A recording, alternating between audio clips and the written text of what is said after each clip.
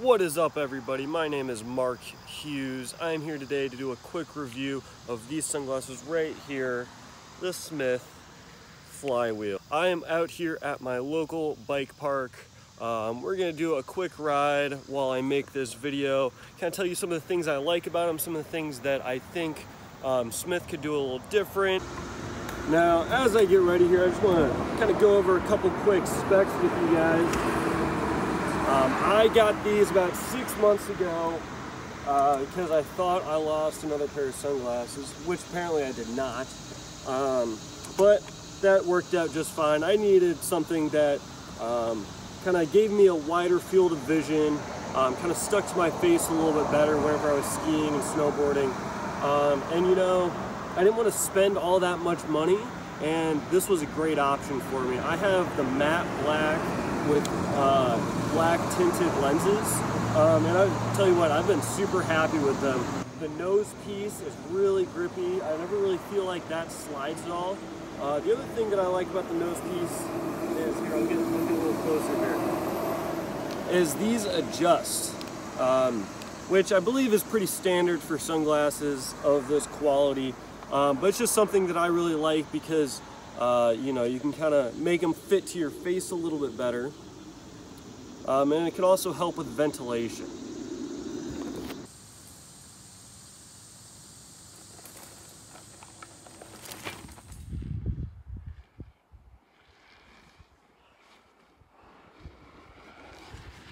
Yeah, buddy.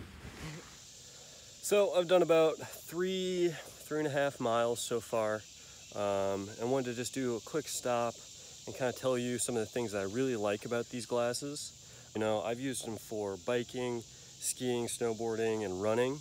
That's kind of the extent of my experience. I also use them for golfing too.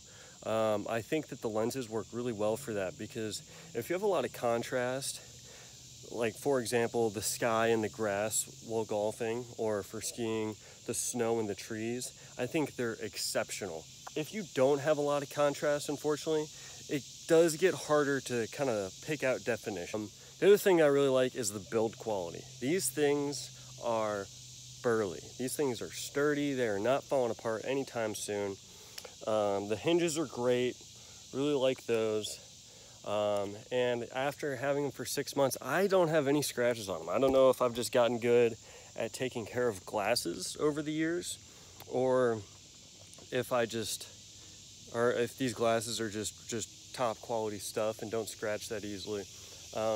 But regardless, build quality is top notch. The chroma pop is fantastic. Does make things pop really well, especially out in the snow.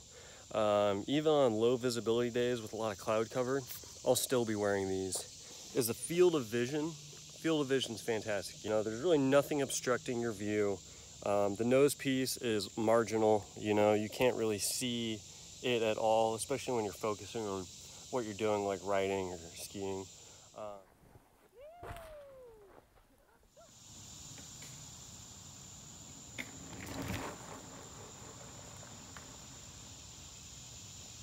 All right, I am back in the car. I was hoping to finish up this review out on the trail, but unfortunately I was kind of having some mechanical issues.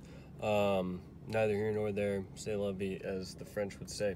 Thought of one more thing that I'm a really big fan of, and that is the style of these glasses. I think that these kind of have like a retro look to them, and I think that they look really good, especially with the black, all black frame and lenses. It's kind of a timeless look.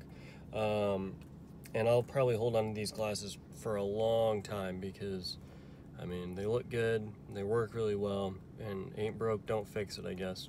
Couple things that I'm not that big of a fan of. I mentioned this out on the trail, but the contrast in shaded, wooded areas is not the best. Granted, it's better than you would expect from a dark tint lens. No, I think they're 10 VLT or 10% VLT or 10% VTL. I don't remember which acronym that is, but they let a lot of light in for how dark they really are.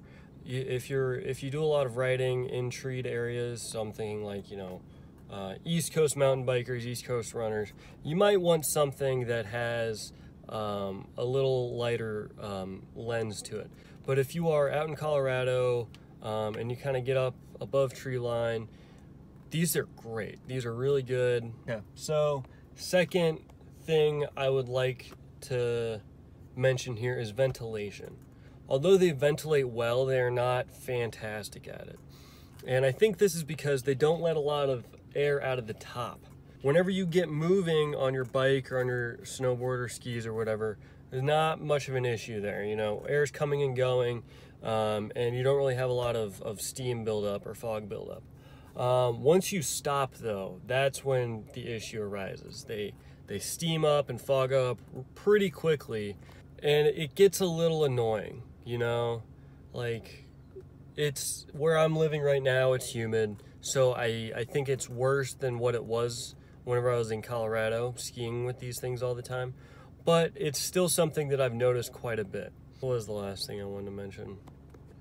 Oh yeah, no interchangeable lenses. I think this is kind of a downfall.